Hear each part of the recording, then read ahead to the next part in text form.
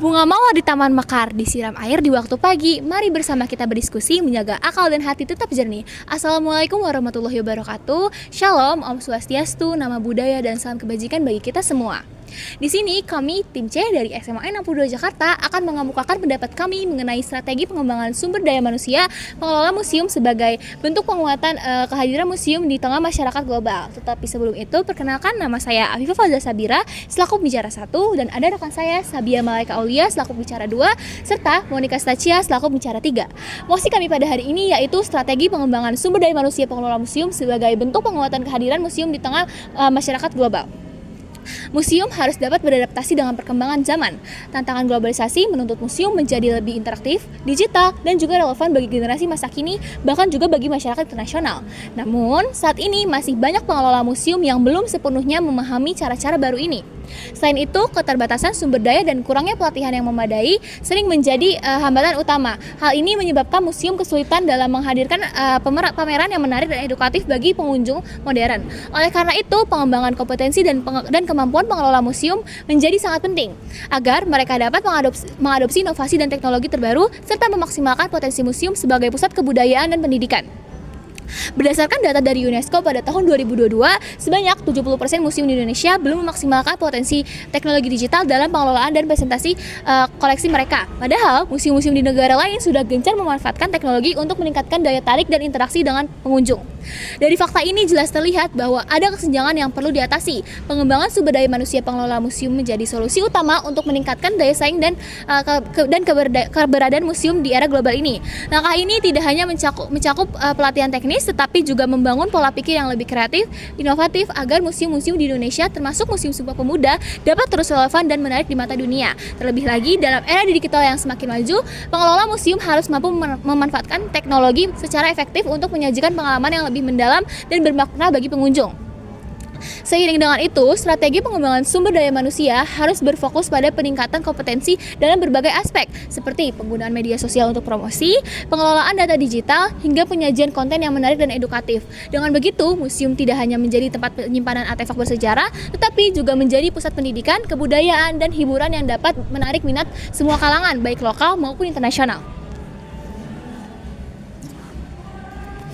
Dari permasalahan tersebut, kami dapat mengusulkan beberapa solusi. Namun, perlu diketahui bahwa untuk memperkuat kehadiran Museum Sumpah Pemuda di masyarakat global, strategi pengembangan sumber daya manusia yang efektif harus mencakup pelatihan internasional serta penerapan teknologi inovatif dan seni digital. Pertama, pengelola museum perlu mendapatkan pelatihan berstandar internasional dalam bidang manajemen museum, kurasi, dan pemasaran digital. Berdasarkan laporan dari ICOM atau International Council of Museum pada tahun 2023, terdata bahwa museum-museum yang mengadopsi standar internasional dan berinvestasi dalam pelatihan global mengalami peningkatan kunjungan sebesar 25% dalam 5 tahun terakhir. Oleh karena itu, pelatihan ini menjadi krusial untuk memastikan para pengelola museum memiliki keterampilan yang sesuai dengan standar global, sehingga mampu menarik minat audiens internasional. Selain itu, penerapan teknologi inovatif dalam museum juga sangat diperlukan. Menurut laporan Statistiska pada tahun 2023, museum yang mengintegrasikan teknologi digital seperti augmented reality dan booklet interaktif mengalami peningkatan keterlibatan pengunjung sebesar 30%. Salah satu langkah konkret yang bisa diambil adalah pengembangan booklet interaktif yang dilengkapi dengan ilustrasi sejarah.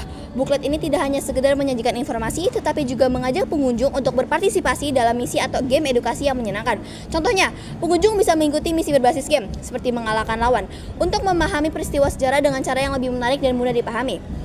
Agar ide-ide dapat terwujud, tim museum harus dilatih dalam seni digital sehingga mereka dapat menghasilkan ilustrasi yang menarik dan konten visual yang mendukung buklet interaktif tersebut. Data dari Deloitte Insight tahun 2022 menunjukkan bahwa museum yang menginvestasikan 20% anggaran mereka untuk pelatihan digital dan teknologi melihat peningkatan kepuasan pengunjung sebesar 15%. Dengan menggabungkan pelatihan internasional, penerapan teknologi dan seni digital, Museum Sumpah Pemuda tidak hanya akan menjadi lebih menarik bagi pengunjung lokal, tetapi juga memiliki daya tarik yang kuat di kancah internasional. Strategi pengembangan SDM yang kami usulkan tidak hanya sekedar teori, tetapi merupakan pendekatan yang paling efisien untuk memastikan Museum Sumpah Pemuda tetap relevan di era global ini. Mengapa demikian? Pertama, pelatihan internasional memberikan pengelola museum akses langsung ke praktik terbaik di seluruh dunia. Ketika mereka dilatih oleh para ahli yang memiliki pengalaman global, mereka dapat segera mengadopsi metode yang sudah terbukti efektif tanpa harus melalui proses trial dan error yang cukup panjang. Ini berarti waktu dan sumber daya yang digunakan untuk pelatihan akan langsung memberikan hasil nyata dengan peningkatan membutuhkan kemampuan dan juga pengetahuan yang sesuai dengan standar internasional. Yang kedua, teknologi inovatif seperti booklet interaktif dan seni digital menawarkan cara yang efektif untuk meningkatkan daya tarik museum tanpa memerlukan investasi besar dalam infrastruktur fisik. Teknologi ini memungkinkan museum untuk menghadirkan pengalaman yang lebih kaya dan modern bagi pengunjung tanpa harus melakukan perubahan besar pada tata letak ataupun menambah koleksi fisik yang mahal. Konten digital yang dinamis dan mudah disesuaikan juga memungkinkan museum untuk menarik berbagai segmen pengunjung, baik dari segi usia, latar belakang, maupun minat. Efisiensi strategi ini juga tercermin dalam kemampuannya untuk menjangkau audiens yang lebih luas dengan upaya yang relatif kecil. Melalui platform digital, Museum Sumpah Pemuda dapat memperluas jangkauan globalnya tanpa perlu membuka cabang fisik di berbagai negara. Pengunjung dari berbagai belahan dunia dapat mengakses museum ini kapan saja dan juga di mana saja, sehingga eksposur global museum meningkat tanpa memerlukan investasi besar dalam ekspansi fisik.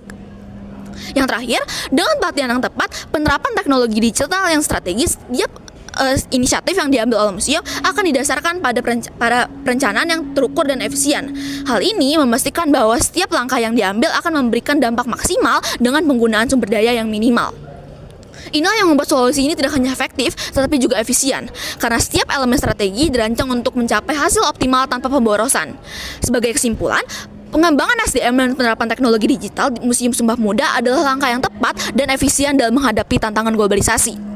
Dengan strategi ini, museum tidak hanya akan relevan, tetapi juga akan menjadi pusat pembelajaran dan interaksi yang mampu menarik perhatian dunia. Akhir kata, museum bukan hanya tempat untuk mempelajari sejarah, tapi juga tempat untuk merancang masa depan yang lebih baik. Sekian yang dapat kami sampaikan, kurang lebihnya mohon maaf. Wabillahi taufiq wal hidayah.